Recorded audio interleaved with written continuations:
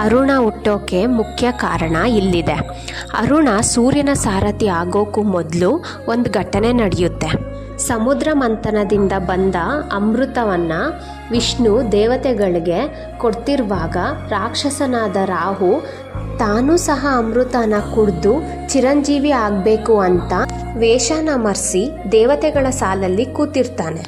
ಸೂರ್ಯಚಂದ್ರರಿಗೆ ರಾಹುವಿನ ವಿಚಾರ ಗೊತ್ತಾಗಿ ವಿಷ್ಣುದೇವನಿಗೆ ಹೇಳಿದಾಗ ವಿಷ್ಣು ತನ್ನ ಚಕ್ರಾಯುಧದಿಂದ ರಾಹುವಿನ ಕತ್ತನ್ನು ಕತ್ತರಿಸ್ತಾನೆ. ಅಷ್ಟರಲ್ಲಿ ಅರ್ಧ ಅಮೃತ ಕುತ್ತಿಗೆಯ ಕೆಳಗೆ ಅಂದರೆ ಮುಂಡದಲ್ಲಿ ಸೇರ್ಕೊಳ್ಳುತ್ತೆ. ಅದನ್ನು ಕೇತು ಅಂತ ಕರೀತಾರೆ. ಮತ್ತು ಇನ್ನರ್ಧ ಕುತ್ತಿಗೆಯ ಮೇಲುಳ್ಕೊಳ್ಳುತ್ತೆ ಅಂದರೆ ರುಂಡದಲ್ಲಿ. ಇದನ್ನ ರಾಹು ಅಂತ ಕರೀತಾರೆ. ಇದರಿಂದ ಕೋಪಗೊಂಡ ರಾಹು ತನ್ನ ಈ ಪರಿಸ್ಥಿತಿಗೆ ಸೂರ್ಯ ಮತ್ತು ಚಂದ್ರರೇ ಕಾರಣ ಅಂತ ಅವರನ್ನು ನುಂಗೋಕೆ ಹೊರಟಾಗ ನಮಗೆ ಗ್ರಹಣಗಳು ಸೃಷ್ಟಿಯಾಗುತ್ತೆ. ರಾಹು ಸೂರ್ಯನ ನುಂಗೋಕೆ ಹೋದಾಗ ಸೂರ್ಯಗ್ರಹಣ, ರಾಹು ಚಂದ್ರನ ನುಂಗೋಕೆ ಹೋದಾಗ ಚಂದ್ರಗ್ರಹಣ. ರಾಹುವಿನ ಈ ಕೆಲಸದಿಂದ ಸೂರ್ಯ ಎಲ್ಲ ದೇವತೆಗಳ ಮೇಲೆ ತುಂಬ ಕೋಪಿಸ್ಕೊಂಡು ಹೇಳ್ತಾನೆ, ನಾವು ದೇವತೆಗಳಿಗೆಲ್ಲ ಉಪಕಾರ ಮಾಡಿದ್ದೀವಿ, ಆದರೆ ರಾಹು ನನ್ನ ಮತ್ತು ಚಂದ್ರನಿಗೆ ಈ ರೀತಿ ಕಾಟ ಕೊಡ್ತಿದ್ರೂ ಸಹ ದೇವತೆಗಳು ಮಾತ್ರ ಏನೂ ಮಾಡದೆ ಸುಮ್ಮನಿದ್ದಾರೆ. ಹಾಗಾಗಿ ನಾನು ನನ್ನ ಎಲ್ಲ ಶಕ್ತಿನ ಉಪಯೋಗಿಸಿ ಎಲ್ಲರನ್ನ ಸುಡ್ತೀನಿ ಅಂತ ನಿರ್ಧಾರ ಮಾಡ್ತಾನೆ. ಆ ಕ್ಷಣದಿಂದ ಸೂರ್ಯನ ಕಿರಣಗಳು ಬೆಂಕಿಯಾಗಿ ಎಲ್ಲ ಜೀವಿರಾಶಿಗಳನ್ನ ಮತ್ತು ದೇವತೆಗಳನ್ನ ಸುಡೋಕೆ ಶುರು ಮಾಡಿಕೊಳ್ಳುತ್ತೆ. ಸೂರ್ಯನ ಶಾಖ ಹೇಗಿತ್ತು ಅಂದರೆ ಸೂರ್ಯೋದಯ ಆಗೋಕ್ಕೂ 4-5 ಗಂಟೆ ಮುಂಚೆನೇ ಸೂರ್ಯನ ಶಾಖದಿಂದ ಚಿಕ್ಕ ಚಿಕ್ಕ ಪ್ರಾಣಿ ಪಕ್ಷಿ ಸರೋವರಗಳೆಲ್ಲ ನಾಶ ಆಗೋಗ್ತಿತ್ತು. ಇದರಿಂದ ತುಂಬ ನೊಂದಂಥ ದೇವತೆಗಳು ಬ್ರಹ್ಮನ ಬಳಿ ಪರಿಹಾರ ಕೇಳಕ್ಕೆ ಹೋದಾಗ ಬ್ರಹ್ಮನು ಅರುಣನ ಸೃಷ್ಟಿ ಮಾಡಿ ಸೂರ್ಯನಿಗೆ ಸಾರಥಿಯಾಗಿ ಕೂರಿಸಿ ದೇವತೆಗಳಿಗೆ ಹೇಳ್ತಾರೆ, ಅರುಣ ಮಹಾಶಕ್ತಿವಂತ. ಅವನು ಸೂರ್ಯನಿಗೆ ಇನ್ಮುಂದೆ ಅಡ್ಡವಾಗಿ ನಿಂತ್ಕೊಂಡು ಸೂರ್ಯನಿಂದ ಬರೋ ಅಂಥ ಭಯಂಕರವಾಗಿರೋ ಶಾಖನ ಅರುಣ ತಗೊಂಡು ಅವಶ್ಯಕತೆ ಇರೋ ಅಷ್ಟು ಕಿರಣಗಳನ್ನ ಸರ್ವಲೋಕಕ್ಕೆ ಮತ್ತು ಸಕಲ ಜೀವಿಗಳಿಗೆ ಕೊಡ್ತಾನೆ. ಇದರಿಂದ ಯಾರಿಗೂ ಸಹ ಹಾನಿ ಆಗಲ್ಲ ಅಂತ ಬ್ರಹ್ಮದೇವ ಹೇಳ್ತಾರೆ.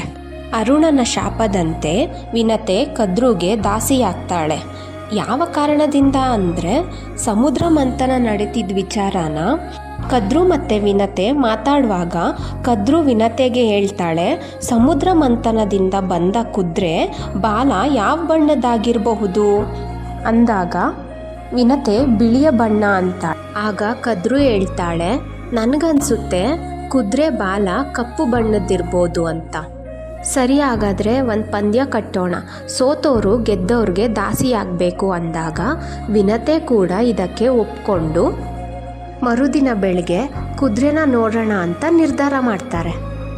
ಇಲ್ಲಿ ಕದ್ರುಗೆ ಮತ್ತು ವಿನತೆಗೆ ಇಬ್ರಿಗೂ ಕುದುರೆಯ ಬಾಲ ಬಿಳಿ ಅನ್ನೋ ಸತ್ಯ ಗೊತ್ತಿರುತ್ತೆ. ಆದರೂ ಸಹ ವಿನತೆನ ತನ್ನ ದಾಸಿ ಮಾಡ್ಕೋಬೇಕು ಅಂತ ಕದ್ರು 1000 ಮಕ್ಕಳನ್ನ ಕರೆದು ನಡೆದಂಥ ಘಟನೆನ ಮಕ್ಕಳತ್ರ ಹೇಳಿ ಸಹಾಯ ಮಾಡೋಕ್ಕೆ ಕೇಳ್ತಾಳೆ. ಅದು ಏನಂದರೆ, ನಾಳೆ ಬೆಳಗ್ಗೆ ಕದ್ರು ಮತ್ತು ವಿನತೆ ಕುದುರೆನ ನೋಡೋಕೆ ಬಂದಾಗ ಕದ್ರುವಿನ 1000 ಮಕ್ಕಳು ಕುದುರೆಯ ಬಾಲಕ್ಕೆ ಹೋಗಿ ಅಂಟ್ಕೋಬೇಕು. ಆಗ ಕುದುರೆ ಬಾಲ ಕಪ್ಪಾಗಿ ಕಾಣುತ್ತೆ ದೂರದಿಂದ ನೋಡಿದಾಗ. ಇದರಿಂದ ವಿನತೆ ಪಂದ್ಯದಲ್ಲಿ ಸೋತು ಕದ್ರುವಿಗೆ ದಾಸಿ ಆಗ್ತಾಳೆ. ಇದನ್ನು ಕೇಳಿದಂಥ ಮಕ್ಕಳು ಅಮ್ಮನಿಗೆ ಪ್ರಶ್ನೆ ಮಾಡ್ತಾರೆ, ಇದು ತಪ್ಪಲ್ವಾ ಅಮ್ಮ? ಯಾವ ತಾಯಿನೂ ಕೂಡ ತನ್ನ ಮಕ್ಕಳಿಗೆ ಕೆಟ್ಟದ್ದನ್ನು ಹೇಳ್ಕೊಡಲ್ಲ. ನೀನು ಯಾಕೆ ನಮಗೆ ಈ ಮೋಸದ ಕೆಲಸ ಮಾಡೋಕೆ ಹೇಳ್ತಿದ್ಯಾ? ಇದನ್ನೆಲ್ಲ ಕೇಳಿಸ್ಕೊಂಡಂಥ ಕದ್ರು ಕೋಪದಿಂದ ಹೇಳ್ತಾಳೆ, ಯಾರು ನನಗೆ ಸಹಾಯ ಮಾಡಲ್ವೋ ಅವರೆಲ್ಲ ಮುಂದೊಂದು ದಿನ ಪಾಂಡುವಂಶದ ಜನಮೇಜಯನಿಂದ ಸರ್ಪಯಾಗ ನಡೆಯುತ್ತೆ. ಆ ಯಜ್ಞದಲ್ಲಿ ನೀವೆಲ್ಲ ಸುಟ್ಟು ಭಸ್ಮ ಆಗ್ತೀರಾ ಅಂತ. ಈ ವಿಚಾರಗಳನ್ನೆಲ್ಲ ಬ್ರಹ್ಮದೇವನಿಗೆ ಗೊತ್ತಾದರೂ ಸಹ ಬ್ರಹ್ಮದೇವ ಸುಮ್ಮನಿರ್ತಾನೆ. ಯಾಕಂದರೆ ಸರ್ಪಗಳ ಸಂಖ್ಯೆ ಜಾಸ್ತಿಯಾಗಿ ಅದರಲ್ಲಿ ಕೆಲವು ಕೆಟ್ಟ ಸರ್ಪಗಳು ಎಲ್ಲ ಜನರನ್ನ ಕಚ್ಚಿ ಸಾಯಿಸ್ತಾ ಇರ್ತವೆ. ಹಾಗಾಗಿ ಬ್ರಹ್ಮದೇವ ಈ ಶಾಪಕ್ಕೆ ಒಪ್ಪಿಗೆ ಕೊಟ್ಟು ಕಶ್ಯಪನ ಕರೆಸಿ ಎಲ್ಲ ವಿಚಾರನ ತಿಳಿಸಿ ಸಮಾಧಾನದಿಂದ ಬುದ್ಧಿ ಹೇಳ್ತಾನೆ. ನಿನ್ನ ಹೆಂಡತಿ ಕದ್ರು ತನ್ನ ಮಕ್ಕಳಿಗೆ ಶಾಪ ಕೊಟ್ಟಿರೋ ವಿಚಾರವಾಗಿ ನೀನು ಏನೂ ಪ್ರಶ್ನೆ ಮಾಡಬಾರ್ದು ಮತ್ತು ದುಃಖ ಪಡಬಾರ್ದು, ಯಾಕಂದರೆ ಇದು ವಿಧಿಯ ನಿಯಮ. ಮರುದಿನ ಬೆಳಗ್ಗೆ ಕದ್ರು ಮತ್ತು ವಿನತೆ ಕುದುರೆ ಬಾಲ ನೋಡೋಕೆ ಹೋಗ್ತಾರೆ. ತಾಯಿಯ ಶಾಪದಿಂದ ಭಯಪಟ್ಟು ಹಾವುಗಳು ತಾಯಿ ಹೇಳ್ದಂಗೆ ಕುದುರೆ ಬಾಲಕ್ಕೆ ಹೋಗಿ ಅಂಟ್ಕೊಂಡಿರೋ ಕಾರಣ ವಿನತೆಗೆ ಕುದುರೆಯ ಬಾಲ ಕಪ್ಪಾಗಿ ಕಾಣುತ್ತೆ. ಆ ಕ್ಷಣದಿಂದ ವಿನತೆಯ ದಾಸಿತನ ಶುರು ಆಯಿತು. ವಿನತೆಯ ಎರಡನೇ ಮೊಟ್ಟೆ ತಾನಾಗಿ ಒಡೆದು ತುಂಬ ದೊಡ್ಡದಾದ ಗರುಡ ಆಚೆ ಬರುತ್ತೆ.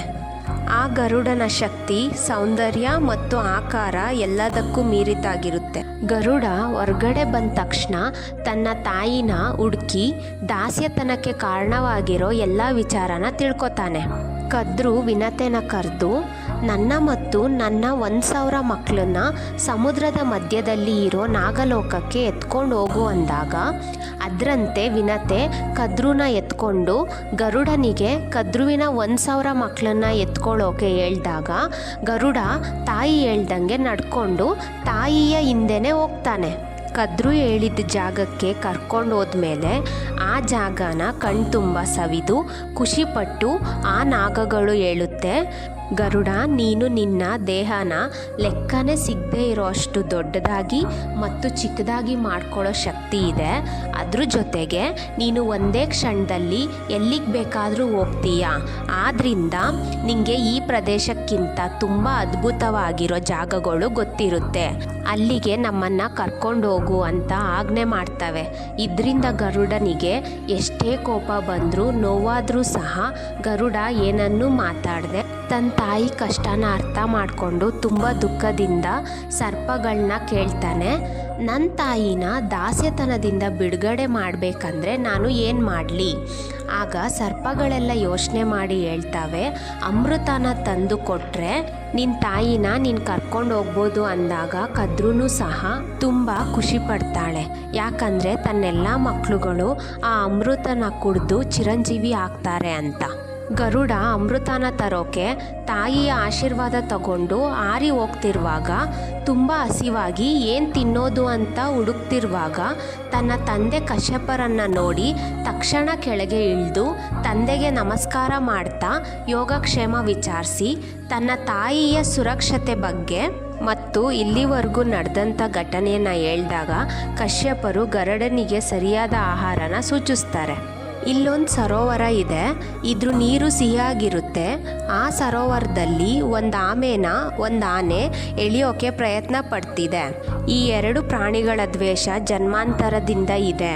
ಆ 2 ಪ್ರಾಣಿಗಳನ್ನ ತಿಂದರೆ ನಿನ್ನ ಹಸಿವು ತೀರುತ್ತೆ ಎಂದಾಗ ಗರುಡನಿಗೆ ಜನ್ಮಾಂತರದ ದ್ವೇಷದ ಬಗ್ಗೆ ತಿಳ್ಕೋಬೇಕು ಅಂತ ತಂದೆನ ಕೇಳ್ತಾನೆ. ಆಗ ತಂದೆ ಹೇಳ್ತಾರೆ, ಆಮೆ ಪೂರ್ವಜನ್ಮದಲ್ಲಿ ವಿಭಾವಸು ಮತ್ತು ಆನೆ ಸುಪ್ರತೀಕ ಎಂಬ ಹೆಸರಿನ ತಪಸ್ವಿಗಳಾಗಿದ್ದರು. ಇವರಿಬ್ಬರು ಅಣ್ತಮ್ಮಂದಿರು. ಕೋಪಿಷ್ಠನಾದ ವಿಭವಸುವಿನ ಜೊತೆ ತಮ್ಮ ಸುಪ್ರತೀಕ ಇರೋಕ್ಕಾಗದೆ ಅಣ್ಣಂಗೆ ಹೇಳ್ತಾನೆ, ಈ ನಿನ್ನ ಕೋಪದಿಂದ ನನಗೆ ನಿನ್ನ ಜೊತೆ ಇರೋಕ್ಕಾಗಲ್ಲ. ಆಸ್ತಿನ ಭಾಗ ಮಾಡಿ ನನ್ನ ಪಾಲು ಕೊಡು, ನಾನು ಬೇರೆ ಹೋಗ್ತೀನಿ ಅಂದಾಗ ಅಣ್ಣ ತಮ್ಮಂಗೆ ಬೇರೆ ಹೋಗಬೇಡ ಅಂತ ಎಷ್ಟೇ ಹೇಳಿದ್ರೂ ಕೇಳ್ತಿರಲ್ಲ. ಇದರಿಂದ ಕೋಪ ಬಂದು ಅಣ್ಣ ತಮ್ಮಂಗೆ ನೀನು ಆನೆ ಆಗು ಅಂತ ಶಾಪ ಕೊಡ್ತಾನೆ. ತಮ್ಮ ಇದನ್ನು ಕೇಳಿಸ್ಕೊಂಡು ಅಣ್ಣನಿಗೆ ನೀನು ಆಮೆ ಆಗು ಅಂತ ಶಾಪ ಕೊಡ್ತಾನೆ.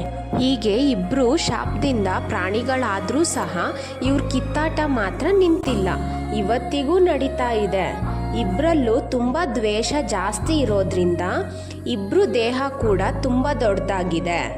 ಇವರಿಬ್ಬರ ಹಾರಾಟ ಕಿರ್ಚಾಟದಿಂದ ಸರೋವರದಲ್ಲಿರೋ ಎಲ್ಲ ಪ್ರಾಣಿಗಳು ಕಷ್ಟಪಡ್ತಿದ್ದಾವೆ.